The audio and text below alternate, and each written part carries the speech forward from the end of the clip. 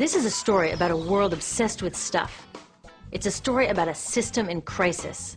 We're trashing the planet, we're trashing each other, and we're not even having fun. The good thing is that when we start to understand the system, we start to see lots of places to step in and turn these problems into solutions.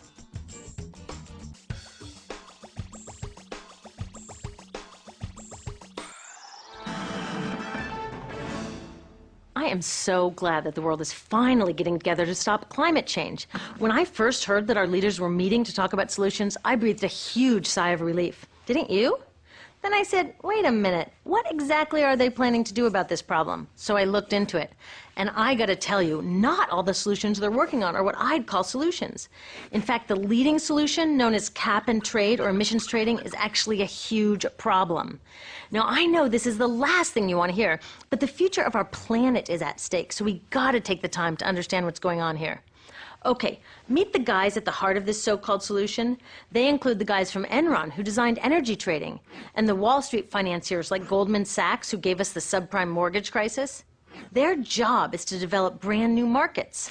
They stake their claims, and then when everyone and their grandmother wants in, they make off with huge amounts of money as the market becomes a giant bubble and bursts. Well, their latest bubble just burst, and now they have a new idea for a market: trading carbon pollution. They're about to develop a new $3 trillion bubble. But when this one bursts, it won't just take down our stock portfolios, it could take down everything. So how does cap and trade work? Well, pretty much all serious scientists agree that we need to reduce the amount of carbon in the atmosphere to 350 parts per million if we want to avoid climate disaster. In the US, that means reducing our emissions by 80%, maybe even more, by 2050. 80%! Now, the problem is that most of our global economy runs on burning fossil fuels, which releases carbon. The factories that make all our stuff, the ships and trucks that carry it around the world, our cars and buildings and appliances, and just about everything. So how are we going to reduce carbon 80% and not go back to living like Little House on the Prairie? Well, these cap and trade guys are saying that a new carbon stock market is the best way to get it done. The first step would be getting governments around the world to agree on a yearly limit on carbon emissions. That's the cap.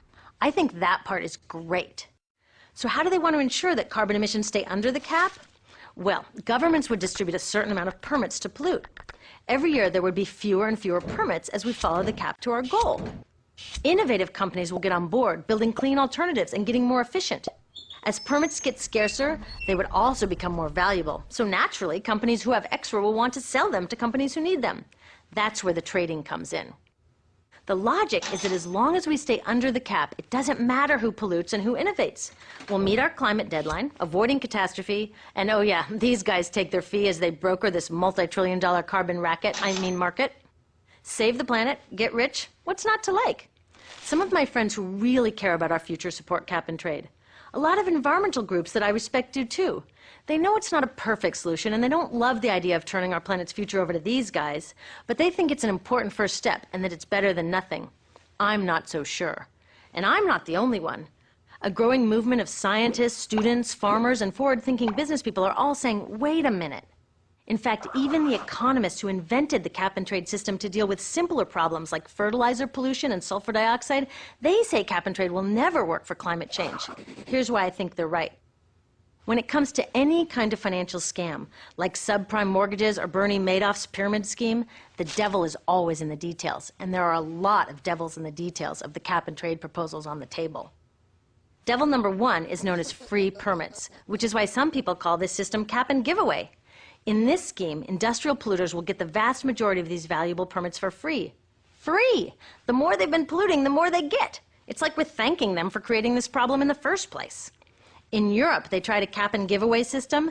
The price of permits bounced around like crazy, energy costs jumped for consumers, and guess what? Carbon emissions actually went up. The only part that did work was that the polluters made billions of dollars in extra profits. MIT economists say the same thing would likely happen here in the US. Those billions come from our pockets. A real solution would put that money to work stopping climate change. Instead of just giving permits away to polluters, we could sell them and use the money to build a clean energy economy, or give citizens a dividend to help pay for higher fuel prices while we transition to that clean energy economy, or share it with those most harmed by climate change. Some people call this paying our ecological debt. Since we in the richest countries released the most carbon for centuries and lived a pretty comfy lifestyle in the process, don't we have a responsibility to help those most harmed? It's like we had a big party, didn't invite our neighbors, and then stuck them with the cleanup bill. It's just not cool. Did you know that in the next century, because of the changing climate, whole island nations could end up underwater? And the UN says 9 out of 10 African farmers could lose their ability to grow food. Now, wouldn't a real solution benefit these people instead of just the polluters? Devil number 2 is called offsetting. Offset permits are created when a company supposedly removes or reduces carbon.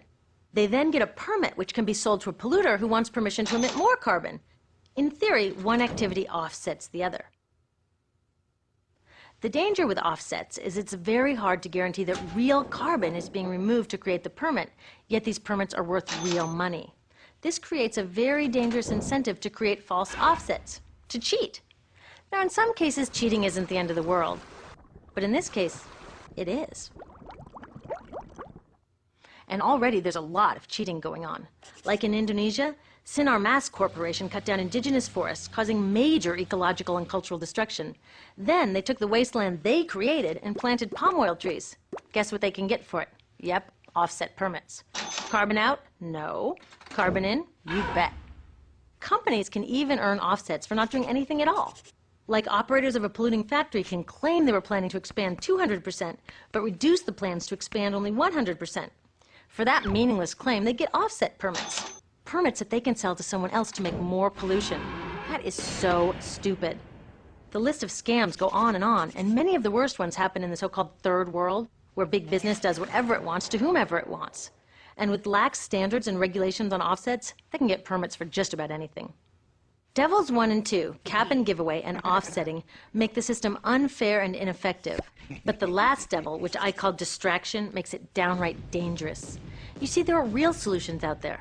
But cap and trade with its loopholes and promises of riches have made many people forget all about them.